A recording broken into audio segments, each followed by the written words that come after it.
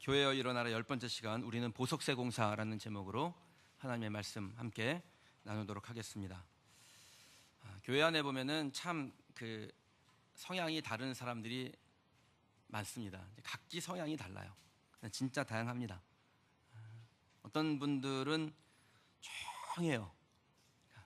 있나 없나, 왔다 갔나 이렇게 생각될 정도로 눈에 잘 안 띕니다. 또 어떤 분들은 또 매우 활달해요. 그래서 한 달에 한 번 나오는데 꼭 한 달에 4번 나오는 것 같은 분이 있습니다. 어떤 사람은 일을 열심히 합니다. 근데 어떤 사람은 5명 이상 모인 곳에는 얼굴도 드밀지 않으시는 분도 있어요.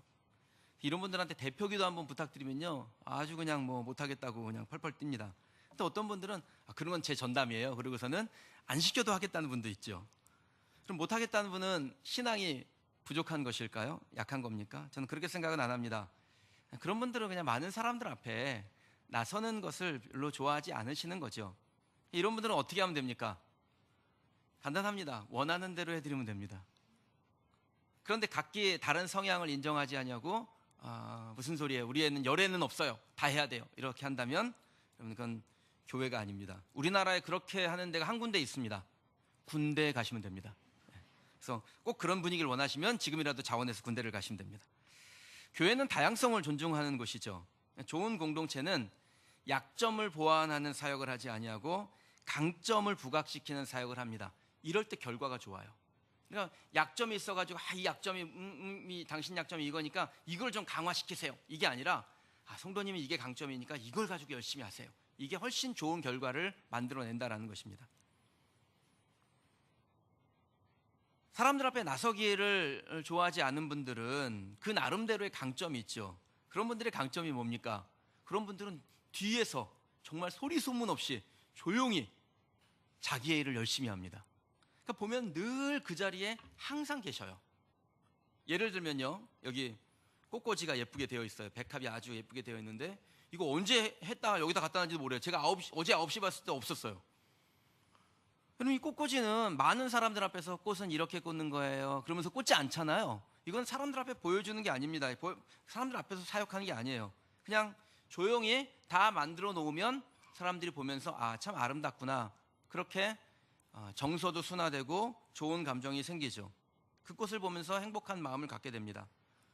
그런데 이런 분들에게 꽃꽂이도 잘해야 되지만 대표기도도 잘해야 됩니다, 이렇게 말할 필요는 없다라는 거예요.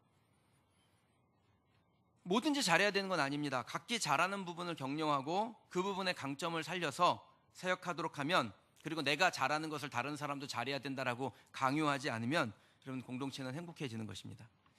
교회가 좀 시끄러워질 때 항상 보면 균형감을 잃고 있어요. 그러니까 교회가 좀 혼란스럽다 그러면은 균형이 사라지는 거예요. 그러면 교회 안에 교육, 가정사역, 전도, 선교, 예배 다양한 사역들이 있는데 이 중에 뭐가 중요하겠습니까? 다 중요한 거예요. 어느 한쪽에 편중되기 시작하면 교회가 어떻게 됩니까? 부족해집니다. 그러니까 뭐가 늘 부족해 보이는 거예요. 우리 교회는 이게 안 돼, 이거 왜 나옵니까? 어쨌든 편중되어 있기 때문에 그런 것이죠. 그럼 교회 안에 더 중요하고 덜 중요한 게 어디에 있어요? 다 중요하죠. 내가 못하는 것에 마음 두지 아니하고 내가 잘하는 것을 통해서 교회를 섬기고 주님을 기쁘시게 했다는 마음을 가지면, 그럼 그것이 주님의 원하시는 것이고, 또 우리가 그렇게 할 때 우리는 다 중요한 사람들이구나, 고로 여러분들은 다 중요하구나 라는 것을 발견하게 되는 것입니다. 사랑하는 여러분, 여러분들은 다 중요해요. 누구 하나 덜 중요하고 더 중요한 사람 없습니다. 각각 자기에게 맡겨진 그 일을 하는 것이고, 주님은 그것이 달란트가 몇 개든 간에 상관하지 아니하시고 5달란트 받았다 해서 중요한 사람 아닙니다. 각기 재능대로 주셨다 그랬으니까 어쨌든 내게 주신 그 달란트대로 하나님 앞에 최선을 다할 때 그것은 주님의 기쁨이 됩니다. 착하고 충성된 종이 되는 것입니다. 오늘 본문에 보면요, 앞에 나서기를 아주 좋아하는 사람 한 명이 등장합니다. 그럼 이 사람은 성경 안에서는 많이 다루진 않아요. 언급되지 않는데 교회사적으로 볼 때 매우 중요한 인물입니다. 늦게 예수를 믿었지만 믿은 후에 정말 신학적으로 명확하게 한 획을 그은 성경교사 아볼로라는 사람이에요.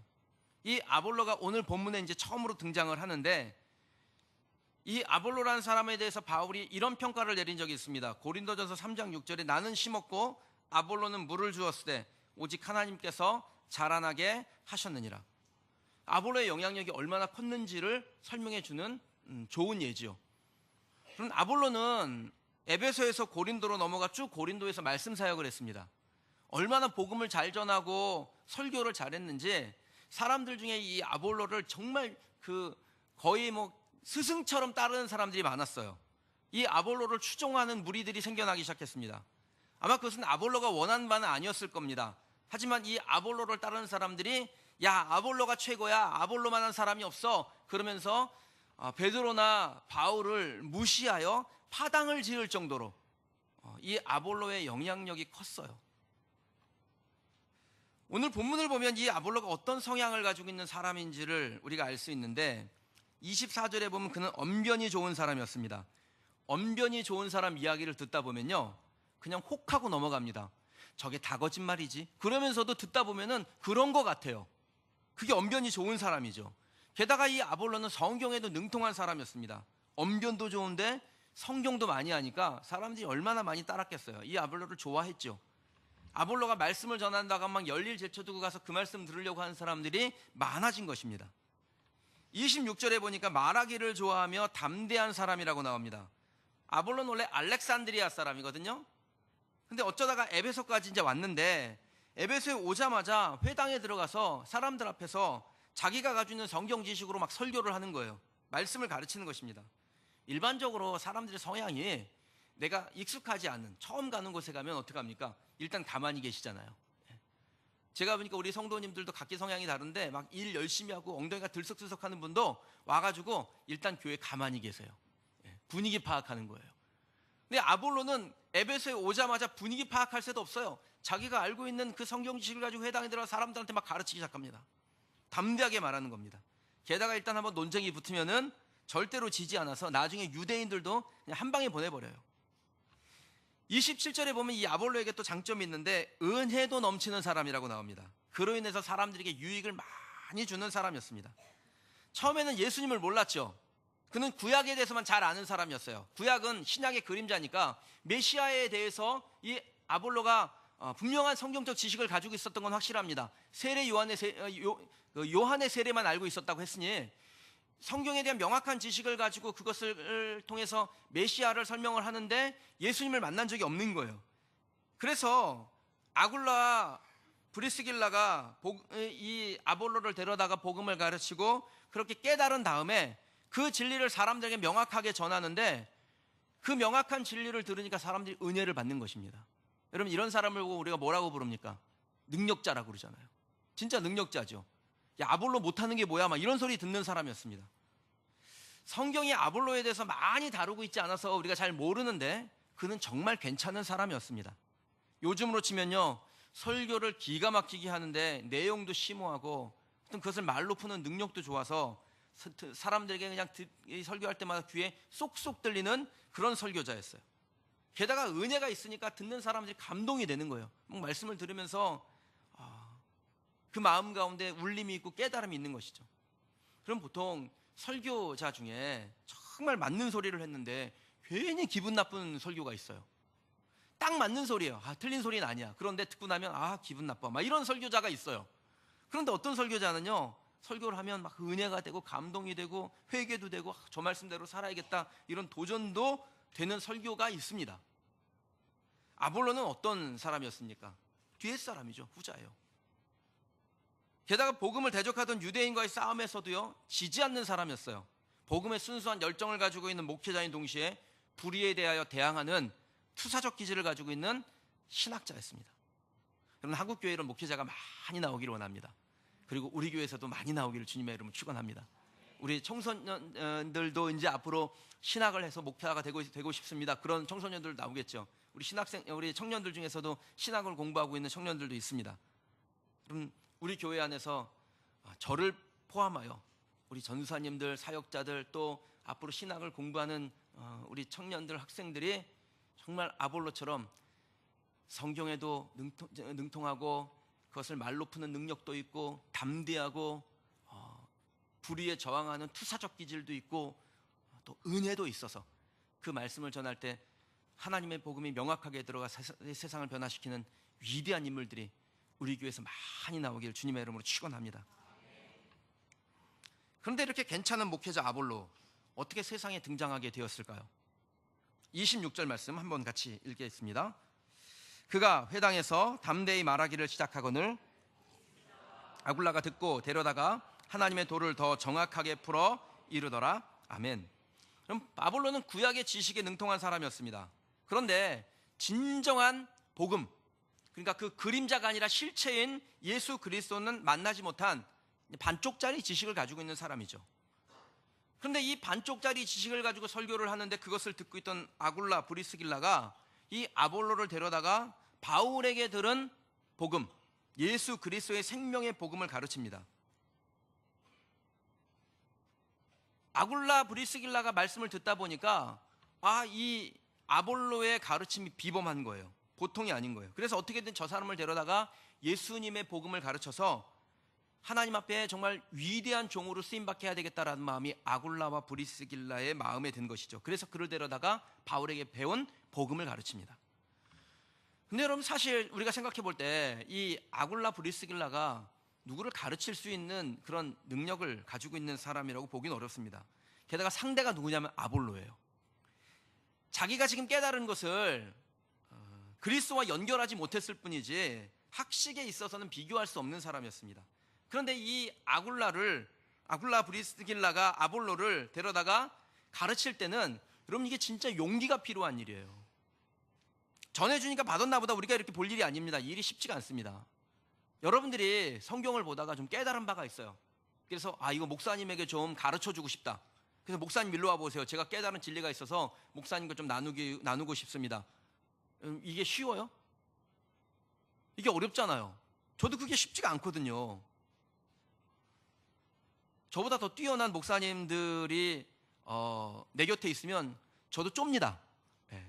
내가 가지고 있는 걸 가지고 이렇게 디밀기가 되게 어려워요. 그런 분에게 목사님, 그동안 제가 연구한 자료가 있으니 제 거 보면서 목사님 그 신학적인 어떤 학문적인 것들을 더 이렇게 좀 깊이 보완하시면 어떻겠습니까? 이 말이 나오기가 어렵다라는 거예요. 그럼 브리스길라 아골라도 그 말 나오기가 쉬운 사람이 아니었습니다. 그런데 브리스길라 아골라는 이 아볼로의 가능성을 보고 그에게 가서 복음을 전해요. 불편한 일인데 그거 합니다. 자신보다 더 뛰어난 사람을 만드는 일을 주저하지 않습니다. 아볼로를 데려다가 하나님의 도를 가르칠 뿐 아니라 더 큰 도시 고린도로, 아가야 지방으로 넘어갈 때 이 아볼로를 격려해서 보내요. 그를 또 잘 영접하라고 편지까지 써서 보냅니다. 이게 얼마나 아름다운 모습입니까? 저는 우리 교회가 이런 아름다운 모습을 가지고 있는 교회가 되기를 주님의 이름으로 축원합니다. 서로가 서로에게 자기의 좋은 것을 나누는 거예요. 내가 받은 은혜를 나누는 거예요.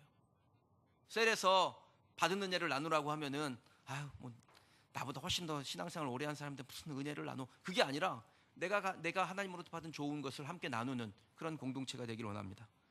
꼭 잘하는 사람이 그보다 못한 사람에게 나누는 것이 아닙니다. 잘하든 조금 부족하든 간에 그가 잘 되기를 바라는 마음을 가지고 나누는 것이 브리스길라 아굴라가 했던 일이에요. 저는 그 39살 때 동산교회에서 주일 설교를 맡게 됐어요. 한 4,000명 정도 앞에서 설교를 할 때, 그럼 제가 잘해서 한 게 아니라 순전히 김희중 목사님이 저를 불러가지고 설교 한번 해보라고, 그래서 그 단에 설교를 했습니다. 제가 그때 설교한 원고를 지금 보면은 창피해요. 아마 오늘 설교도 10년 후에 보면 되게 창피할 것 같아요. 그런데 설교하기 전에 불러서 이런저런 책도 나누어주고 목사님이 이렇게 느꼈던 어떤 그런 은혜들도 나누고 자기가 깨달은 것도 나누고, 그리고 설교할 때 갖게 되는 감정들, 성도들을 대하는 감정들, 이런 것들도 함께 나누곤 하셨습니다. 그러면서 꼭 하시는 말씀이 당신은 나보다 훌륭한 사람이 되어야 되지 않겠소? 꼭 이 얘기를 하시더라고요. 저에게 브리스길라와 아굴라처럼 한 것이죠.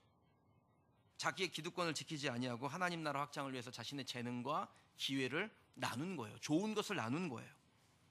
그럼 거기서 제가 배웠으니까 저도 잘할 수 있을 것 같아요. 그리고 여러분들도 여기서 배웠으니까 잘하실 수 있을 거라고 저는 믿습니다. 꼭 그렇게 하시기 바랍니다. 내게 좋은 것이 있으면 나누십시오. 서로가 서로를 도와주는 것입니다. 우월하기 때문에 도와주는 것이 아니라 도와줌으로 더 좋은 결과가 나오기 때문에 도와주는 것입니다. 그러면 하나님 나라를 위해서 살아가는 정말 멋있는 인재를 우리가 얻게 되는 것이죠. 그로 인해서 여러분도 빛나게 될 줄 믿습니다.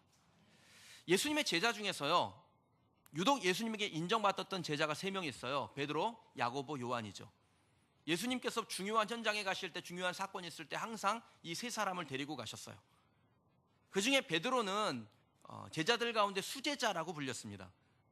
그러면 어떻게 베드로가 제자들 중에 수제자가 됐을까요? 베드로가 제자들 짬밥 중에 제일 셌기 때문에 그렇습니까? 제일 오래 예수님하고 다녔기 때문에 그럴까요? 나이가 제일 많아서 그럴까요? 그럼 예수님의 제자 중에서 연식이 제일 좋은 제자는요, 연식이 제일 높았던 제자는 안드레였습니다. 예수님이 제자 한 명도 없을 때 세례 요한 따라다니면서 말씀 배우려고 했던 안드레가 세례 요한이 예수님 보면서 세상 짐을 지고 가는 하나님의 어린 양이로다, 이 말 한마디에 그가 메시아인 줄 알고 예수님에게 와서 예수님하고 1박 2일 합니다. 그리고 난 다음에 메시아 되신 예수님을 만나고 이 안드레가 한 일이 무엇이냐면 베드로, 자기 형제에게 가요. 그에게 가서 예수님에 대해서 전합니다. 그런데요, 이처럼 예수님의 첫 번째 제자요, 진리에 갈급한 열심도 있었던 이 안드레에 대해서 성경이 많이 언급을 안 해요. 안드레는 성경 안에서 특별히 한 일이 없어요. 꼭 안드레가 한 일을 하나 찾아보라고 한다면은 물고기 2마리, 보리떡 5개 가져온 소년을 예수님에게 데려간 거, 이거 말고는 안드레가 한 일이 별로 없어요.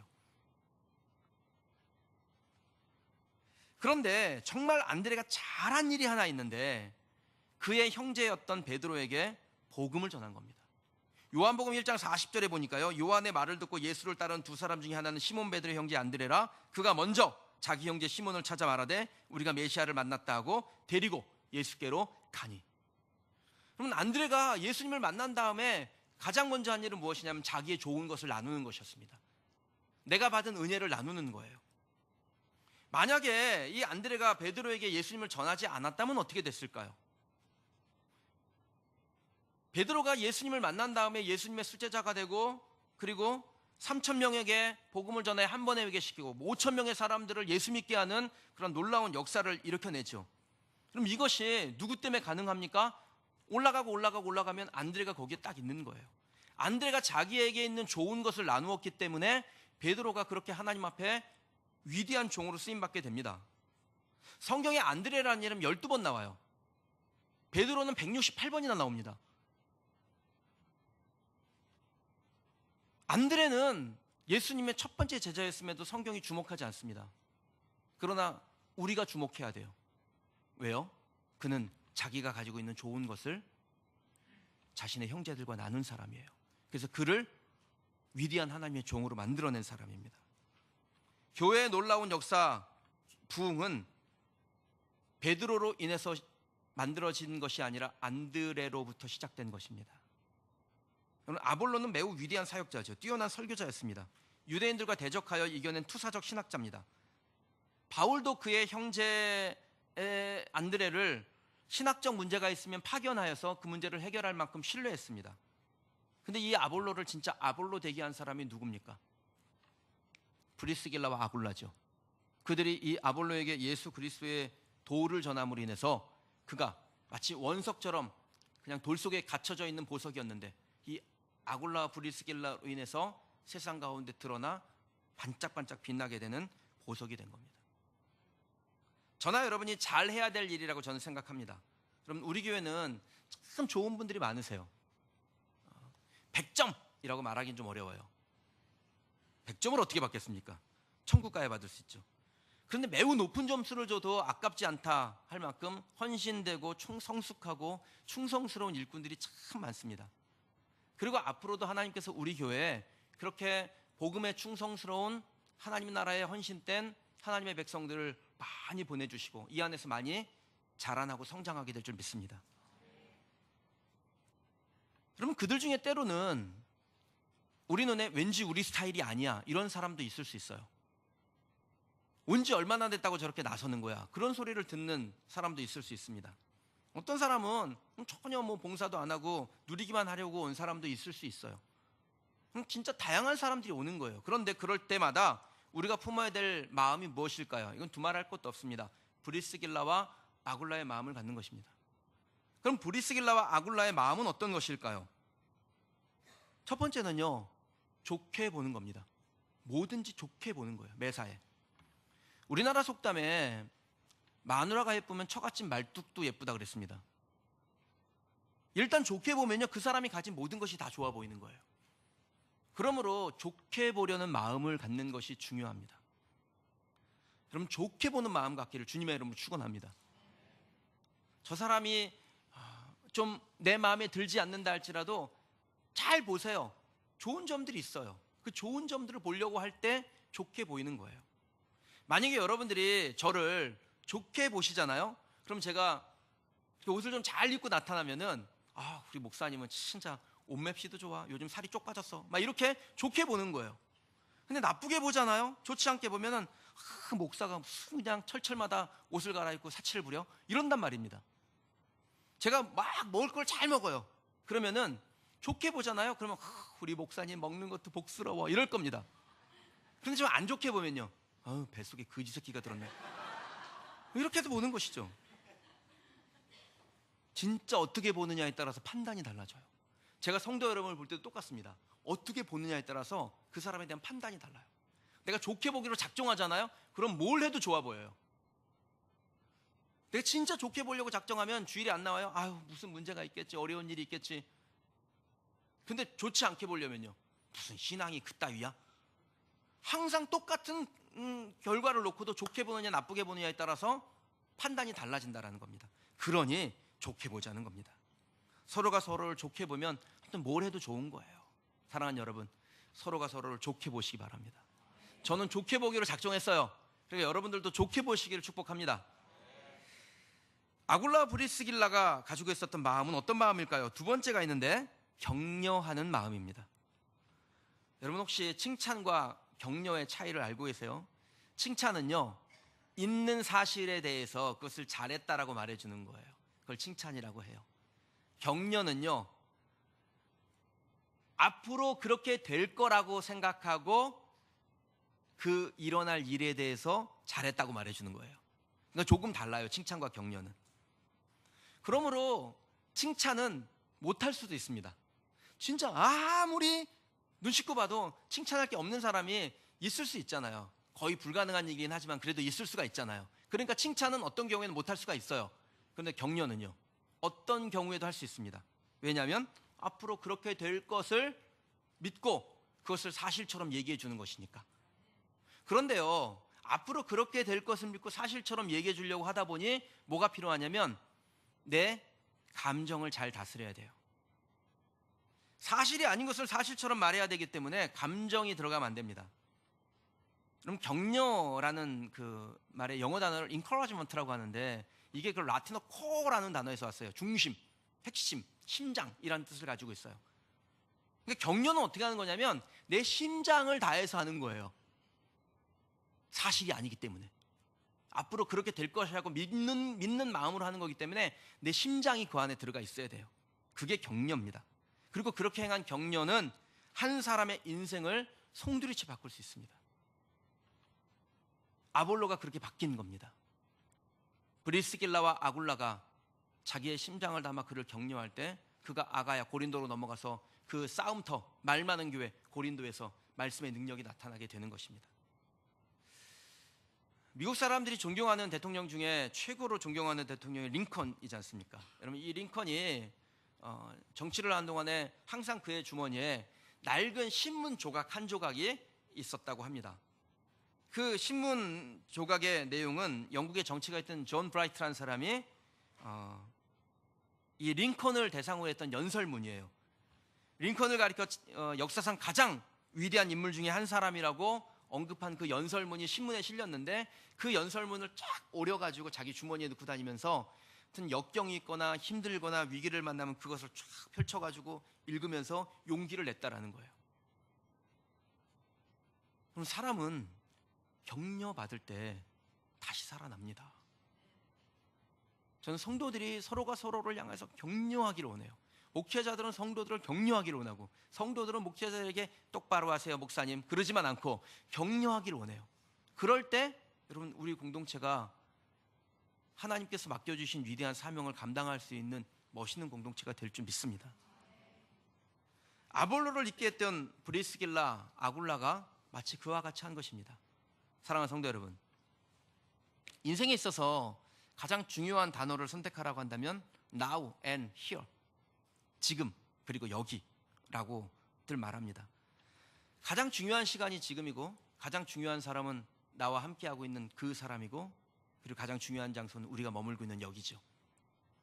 그러니까 우리가 격려해야 될 대상은 누굽니까? 여기에 있는 사람들인 거예요. 나와 함께하고 있는 사람들, 내 옆에 하나님께서 내 짝으로 맺어주신 그를 격려하는 것이 그럼 우리가 해야 될 일이에요. 그게 중요한 것입니다. 그럴 때 우리의 지체들이 아볼로와 같은 사람으로 변하게 될 줄 믿습니다. 격려할 때 우리가 주의해야 될 것이 하나 있는데요, 그런 데를 사용하지 않는 겁니다. 이렇게 말씀을 잘하는 그 분이 있어요. 습관이 되어 있는 분들이 있어요. 집사님은 다 좋더라고요. 그런데 이건 한 가지는 좀 문제가 있는 것 같아요. 참 놀랍게도요, 앞에 9가지 칭찬한 거는 다 기억에 사라지고 집에 와서 가만히 생각하잖아요. 그럼 그런데 이하의 한 가지만 딱 기억에 남아요. 그래서 그분이 나한테 이상한 소리를 하더라고. 이렇게 되는 거예요. 우리 교회는 다 좋은데 이거 한 가지는 고쳐야 돼요. 그럼 다 좋은 것만 얘기해 주세요. 그렇게 격려해 주세요. 그러다 보면 그 격려받고 아볼로처럼 정말 능력자 되고 더 좋은 사람으로 그 한 가지 부족한 것도 채워나가는 그 사람 될 줄, 그런 교회 될 줄 믿습니다. 굳이 말하지 않아도 될 것은 하지 않으시는 게 좋아요. 여러분 스스로 좋은 것만 이야기하는, 격려하는 것을 습관으로 만드는 성도들이 되시길 주님의 이름으로 축원합니다. 그러면 그 격려를 받은 사람들이 좋은 사람이 되고, 좋은 교회 되고, 좋은 셀 되고, 좋은 직장 동료 되고, 좋은 가족 되고, 자녀 되는 겁니다. 아볼로를 보시면 증거가 나오죠. 여러분 아굴라 브리스길라의 격려를 받고 그야말로 싸움터였던 고린도로 간 이 아볼로가 한 일이 무엇입니까? 28절 말씀 같이 한번 좀 읽어보실게요. 읽겠습니다. 이는 성경으로서 예수는 그리스도라고 증언하여 공중 앞에서 힘있게 유대인의 말을 이기미러라. 아멘.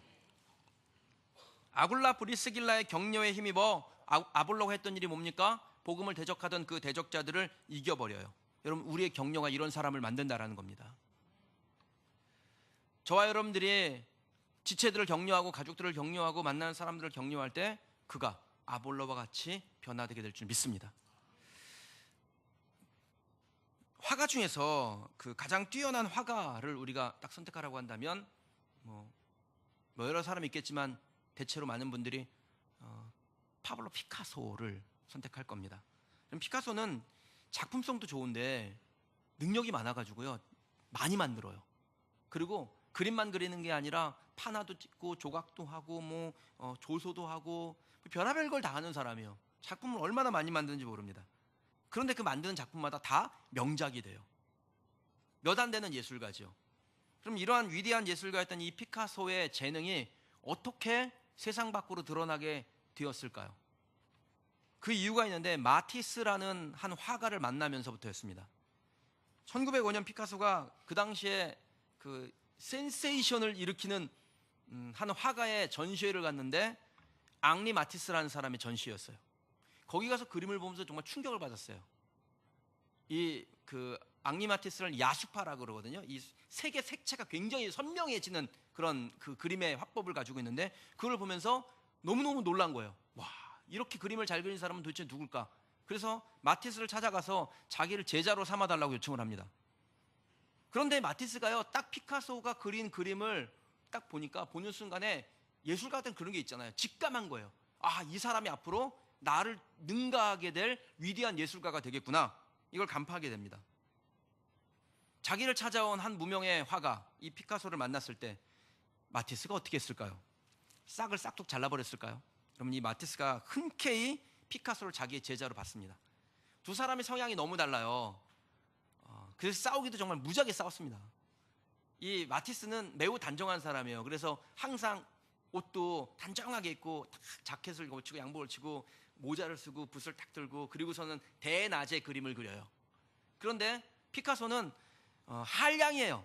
그래서 낮에다 늘어지게 아침 늦게까지 자고 일어나가지고 그 거리의 여자들과 희닥거리고, 그리고 밤에 초저녁부터 술판을 벌이고 놀다가 갑자기 영감이 딱 떠오르면 밤새도록 그림을 그려요.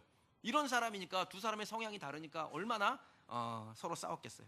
근데 그렇게 서로 싸우면서 예술적 영감을 주고받으며 자기들만의 작품 세계를 만들어 갔습니다. 세월이 50년이 지난 후에 이 마티스가 죽게 됐는데, 죽으면서 사람들 앞에 이런 말을 남깁니다. 피카소의 그림 옆에 내 그림을 두지 마라. 내 그림이 그의 열정으로 인해서 빛을 잃어버릴 테니까. 이런 말을 남기고 죽습니다. 피카소는요, 자기의 스승이었던 마티스의 죽음을 슬퍼하면서 그와 함께 한 방에서 그림을 그렸던 시절을 회상하며 캘리포니아 화실이라는 그림을 그려 그의 영전에 바쳐요. 여러분, 피카소 같은 위대한 예술가 되게 했던 사람이 마티스였습니다. 보는 순간에 단박에 알았죠. 자기의 그림을 빛을 잃어버리게 만들 열정의 예술가라는 것을. 그런데 마티스는 피카소를 외면하지 않습니다. 상상력, 열정, 직관으로 자기의 강점을 다 훔쳐갈 피카소를 포기하지 않습니다. 도리어 그에게 자기의 좋은 것들을 나누어줘요. 마치 오늘 우리가 본문에서 만나는 브리스길라, 아굴라와 같이 행한 것입니다. 사랑하는 여러분, 우리들은 모두 예수 그리스도 안에서 한 가족입니다. 여러분들 중에는 우리 교회가 어려울 때, 초기 때, 그때부터 함께했던 분들도 계셔요. 기초를 세워주신 분들이죠. 어떤 분들은 지금 이제 막 교회를 오신 분도 계세요. 그 믿음의 여정을 함께 시작하신 분들도 있죠. 시간이 지나면 우리는 모두 교회의 기둥과 같은 일꾼들이 될 줄 믿습니다. 그런데 한 가지 우리가 늘 마음에 새겨야 될 것은, 그럼 우리는 우리만 있게 되지 아니하고 우리 교회 안에, 우리 공동체 안에 언제든지 아볼로가 될 가능성을 가지고 있는 사람들이 온다라는 겁니다. 그럼 그들을 대할 때 우리의 태도는 어때야 될까요? 좋은 모델을 오늘 말씀 가운데서 배운 것입니다. 브리스길라와 아굴라처럼 되시면 됩니다. 원석 안에 감춰진 보석을 발견하고 그것을 좋게 만들려고 좋은 눈으로 보고 격려하여 보석으로 변화시킨 세공사 아굴라 브리스길라처럼 저와 여러분들이 행하시면, 그러면 하나님께서 우리 교회 안에 아볼로와 같은 보석을 많이 주실 줄 믿습니다. 바울이 로마서에서 이 브리스길라 아굴라를 향하여 찬사의 찬사를 보내요. 너희는 그리스도 예수 안에서 나의 동역자들인 브리스가와 아굴라에게 문안하라. 그들은 내 목숨을 위하여 자기들의 목까지도 내놓았나니 그들에게 감사하라라고 말합니다. 저도 나중에 여러분들에게 그러한 찬사를 보낼 수 있는 복된 관계가 되기를 원하고, 여러분들도 저에게 그러한 찬사를 보내는 복된 관계가 되기를 주님의 이름으로 축원합니다. 또 저와 여러분들이 세월이 흘러서 정말 많은 사람들이 우리 교회 안에서 우리 교회에 지나간 이야기들을 나눌 때, 그때 그렇게 교회를 세우느라 헌신하셨던 분들이시군요. 정말 브리스길라와 아굴라 같은 분들이시군요. 감사합니다. 이런 좋은 교회를 만들어 주셔서 그렇게 성도들에게 문안받고 감사받는 그런 복된 하나님의 사람들이 되시기를 주님의 이름으로 축원합니다. 주신 말씀 놓고 기도하겠습니다. 하나님께서 우리를 브리스길라와 아굴라와 같이 세우셨습니다. 우리도 예전에는 아볼로와 같은 예수님을 잘 알지 못하는, 그냥 진리를 갈급해하는 그런 사람이었는데, 누군가가 우리에게 와서 브리스길라와 아굴라와 같은 역할을 해준 것이죠. 그래서 오늘 저와 여러분들이 여기에 있는 것입니다. 그리고 우리가 해야 될 일은 브리스길라와 아굴라와 같이 주의 진리가 필요한 사람에게, 위로가 필요한 사람에게, 격려가 필요한 사람에게 좋은 것을 나누는 것입니다. 먼저는 우리 교회 안에서 성도와 성도들끼리 그 일을 잘 하시길 원합니다. 그리고 하나님께서 우리에게 또한 허락해 주실 사람들, 그가 누구든 나와 성향이 같든 틀리든 내 스타일은 아니든 간에 그에게 좋은 것을 함께 나누는 하나님의 사람이 되기를 원합니다. 그것을 마음 가운데 새기고 결단하는 기도를 올려드리십시다.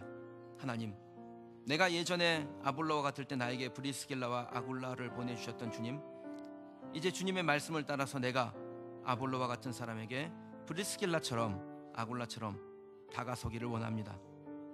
하나님께서 나에게 믿음 주시고 또 좋게 볼 수 있는 눈을 주시고 격려할 수 있는 뜨거운 심장을 허락하여 주옵소서. 그렇게 하나님 앞에 합심하여 기도하십시다. 기도하겠습니다.